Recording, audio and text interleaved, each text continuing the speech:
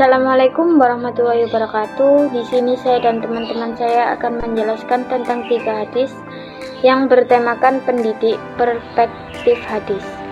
Mata kuliah hadis Tarbawi yang diampu oleh Bapak Saifuddin MA yang beranggotakan Siti Nur Khomaliyah, Ulil Azmi, dan saya Rizky Elimati Sa'diyah dari kelompok 9. Assalamualaikum warahmatullahi wabarakatuh. Saya Siti Khomaliyah akan membacakan tentang pengertian pendidik.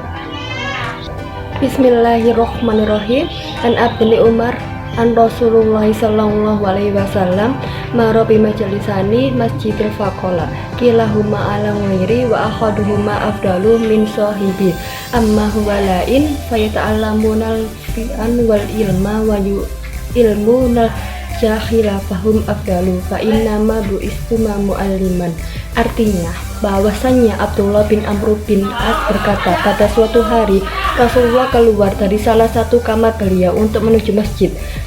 Dalam masjid tersebut beliau mendapati 2 kelompok sahabat. Kelompok pertama adalah golongan orang yang sedang membaca Al-Quran dan berdoa kepada Allah, sedangkan kelompok kedua adalah golongan orang yang sedang sibuk mempelajari dan mengajarkan ilmu pengetahuan. Nabi Shallallahu Alaihi Wasallam kemudian bersabda, masing-masing kelompok sama-sama berada dalam kebaikan terhadap yang sedang membaca Al-Quran dan berdoa kepada Allah, maka Allah akan mengabulkan doa mereka jika ia menghendaki. Begitu sebaliknya, doa mereka tidak akan diterima oleh Allah jika ia tidak berkenan mengabulkan doa tersebut. Adapun terhadap golongan yang belajar mengajar, mereka sedang mempelajari ilmu dan mengajar orang yang belum tahu, mereka lebih utama. Maka ketahuilah, sesungguhnya aku ini diutus untuk menjadi seorang pengajar atau guru. Kemudian Rasulullah SAW ikut bergabung bersama mereka. Pengertian pendidik secara umum adalah orang yang memiliki tanggung jawab untuk mendidik. Sementara secara khusus pendidik dalam perspektif Islam adalah orang-orang yang bertanggung jawab terhadap perkembangan peserta didik dengan mengupayakan pengembangan seluruh potensi peserta didik, baik potensi afektif, kognitif maupun psikomotorik sesuai dengan nilai-nilai ajaran Islam. Dalam perspektif hadis sebagai berikut: 1. Pendidik harus beriman. 2. Pendidik berniat ikhlas. 3. Pendidik harus berlapang dada. 4. Pendidik harus berlemah lembut dan tersenyum. 5. Pendidik harus memperhatikan kondisi muridnya. Sedangkan secara perspektif bahasa Arab seperti kata al-mu'allim atau guru, murabbi atau mendidik, mudaris atau pengajar, dan ustadz. Secara terminologi, beberapa pakar pendidikan berpendapat menurut Ahmad Tafsir bahwa pendidik dalam Islam adalah orang yang bertanggung jawab terhadap perkembangan peserta didik dengan upaya mengembangkan seluruh potensi peserta didik, baik potensi afektif atau rasa, kognitif atau cipta, maupun psikomotorik atau karsa. Sedangkan Abdul Mujib mengemukakan bahwa pendidik adalah bapak rohani atau spiritual partner bagi peserta didik yang memberikan santapan jiwa dengan ilmu pembinaan akhlak mulia dan meluruskan perilakunya yang buruk. Pendidik dapat pula berarti orang yang bertanggung jawab terhadap perkembangan dan kematangan aspek rohani dan jasmani anak. Dari beberapa pendapat di atas, maka dapat disimpulkan bahwa pendidik dalam Islam adalah orang yang mempunyai tanggung jawab dan mempengaruhi jiwa serta rohani seseorang, yakni mempunyai tanggung jawab dan mempengaruhi jiwa serta rohani seseorang, yakni dengan segi pertumbuhan jasmania, pengetahuan, keterampilan, serta aspek spiritual dalam upaya pengembangan seluruh potensi yang dimiliki oleh seseorang tersebut sesuai dengan prinsip dan nilai ajaran Islam sehingga menjadi insan yang berakhlakul karimah. Saya akan menjelaskan hadis kedua tentang keutamaan seorang pendidik.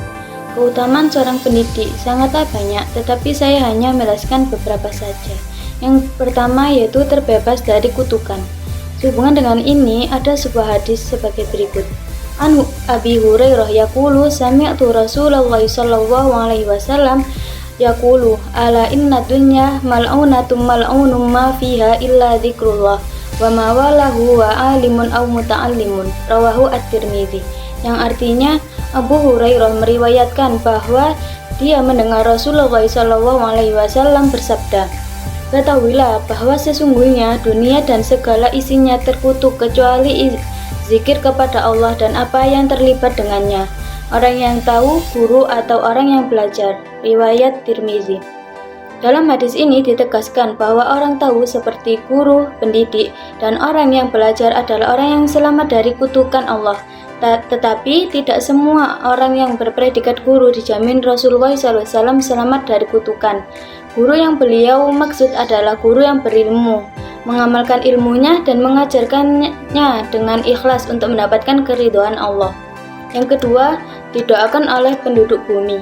An Abi Umamah Al-Bahili qala dzukira li Rasulillah sallallahu alaihi wasallam rajulani ahaduhuma abidun wal akharu alimun faqala Rasulullah sallallahu alaihi wasallam fadlul alimi wa alal abidi ka fadli ala adnakum thumma qala Rasulullah sallallahu alaihi wasallam innallaha wa malaikatahu ahlal samawati wal ardina hatta an-namlata fi hujriha wa hatta al-huta yusalluna ala muallimin nasil khair. Rawahu At-Tirmizi.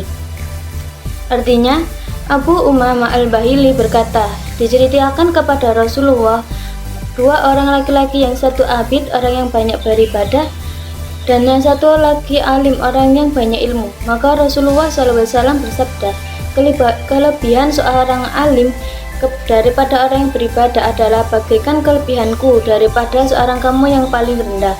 Kemudian Rasulullah berkata lagi, sesungguhnya malaikatnya penduduk langit dan bumi sampai semut yang berada dalam sarangnya serta ikan bersolawat memohon rahmat untuk orang yang mengajarkan kebaikan kepada manusia seperti pendidik dan guru.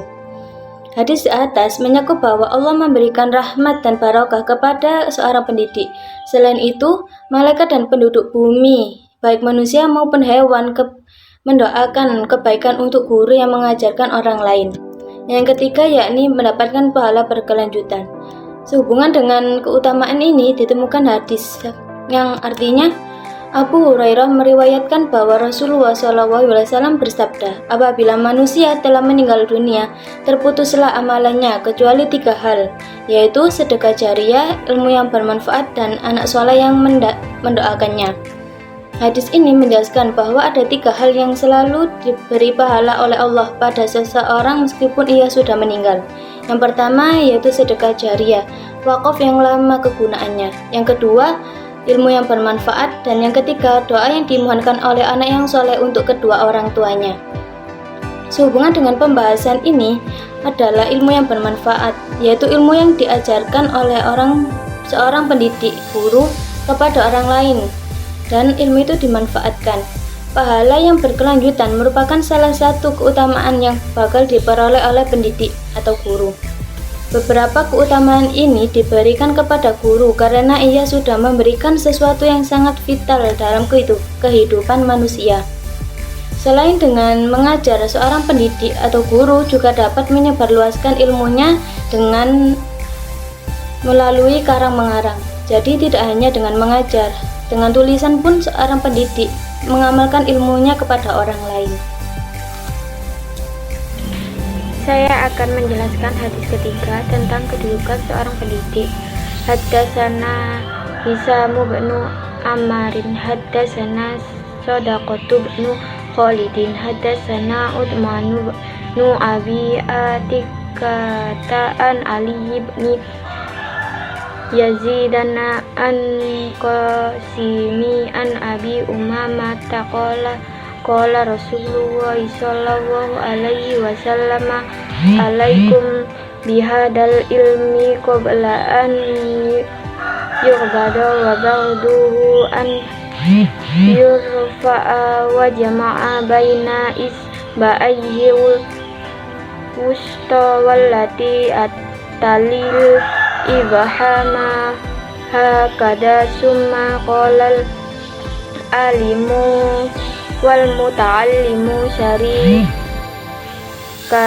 fil ajri wala khairu fi sairin nas, yang artinya telah diceritakan kepada kami. Hisam bin Amr berkata, telah menceritakan kepada kami. Shadaqah bin Khalid berkata, telah menceritakan kepada kami. Utsman bin Abu Atika dari Ali bin Yazid dari Al-Qasim dari Abu Ummah, ia berkata, Rasulullah Shallallahu Alaihi Wasallam bersabda, hendaknya kalian berpegang teguh dengan ilmu ini sebelum dicabut, dan dicabutnya adalah dengan diangkat beliau menggabungkan antara dua jarinya, jari tengah dan telunjuk seperti ini. Kemudian bersabda, seorang alim yang menuntut ilmu bersekutu dalam pahala dan tidak ada kebaikan pada mayoritas manusia.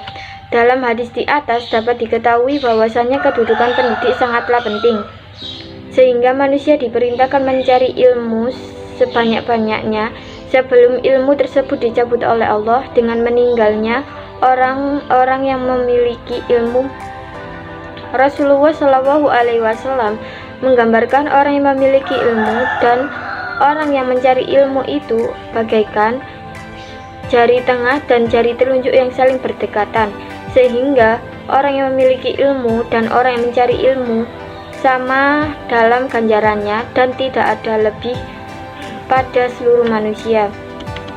Berikut beberapa kedudukan seorang pendidik. A. Sebagai orang tua.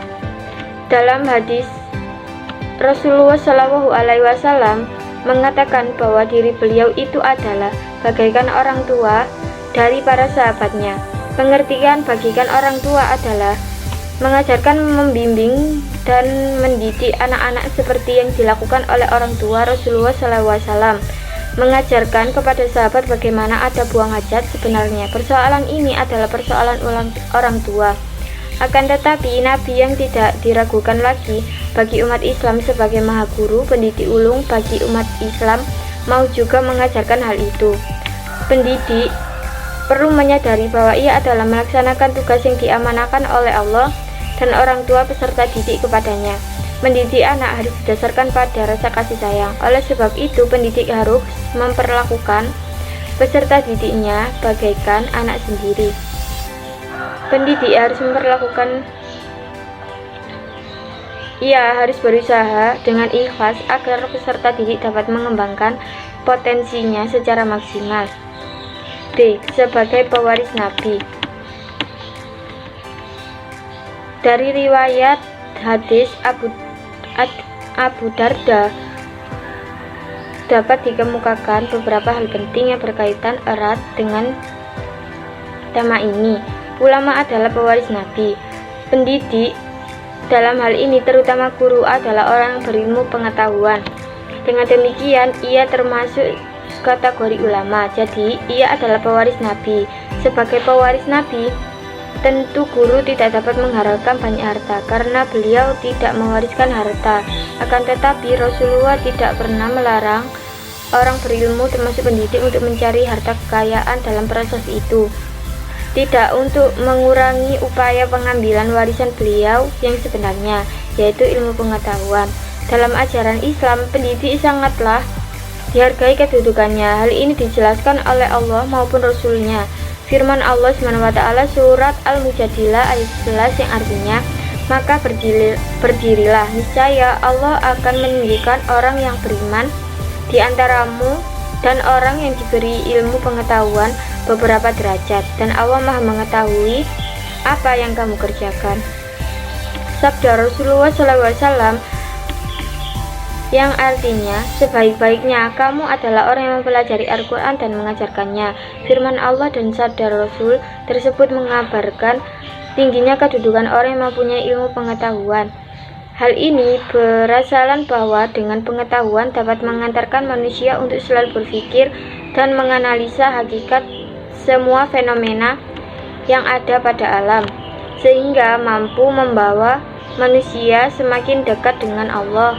Dengan kemampuan yang ada pada manusia, terlahir teori-teori untuk kemaslahatan manusia. Sekian dari kelompok 9. Apabila ada salah kata, mohon dimaafkan. Saya akhiri. Wassalamualaikum warahmatullahi wabarakatuh.